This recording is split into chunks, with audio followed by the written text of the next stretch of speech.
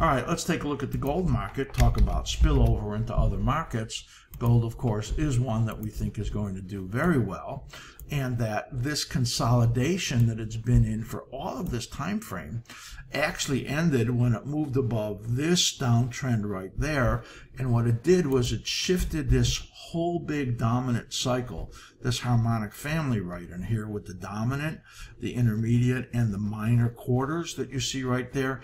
All of that shifted upwards is what happened. Then it gave you these support confluences.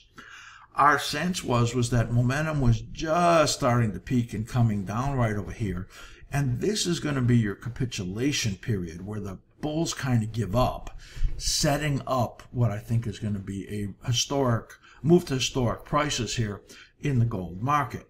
The likelihood of a bottom being formed in here now as we're getting into the bottoming timing. That's between this point right over here and here. Now, you'd say, okay, bottoming timing, we're right on it. Maybe it makes the bottom right now.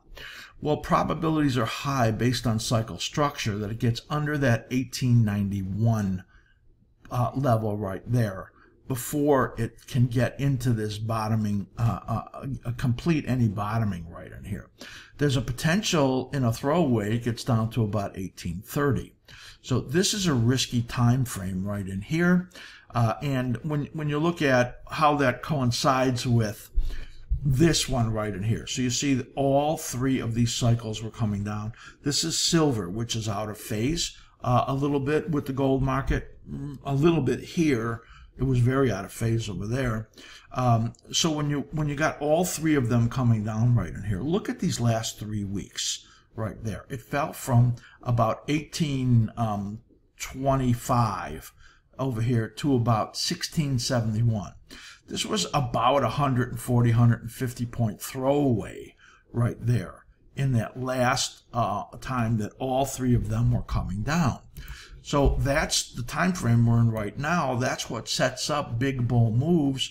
When you look where they were all coming down right in here, it was really only about a week and a half or 2 weeks where it fell from 1520 down to about 1443. So it was $78 in that last downside move.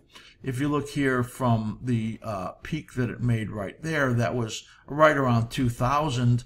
So if it's an 80-point move, it's 1920. More like a 150-point move makes sense in here in these last few weeks on the downside. You can really get a sense, if in the case it doesn't give up, $150 and gives up more like 60 or 80, that there's some pretty good buying that's coming in here. And that wouldn't surprise me if that happened, but I'm just going to say $60 to $150 on the downside over these next few weeks is what makes the most sense. And that is what would set up a very big upside move in here. So those support confluences are very important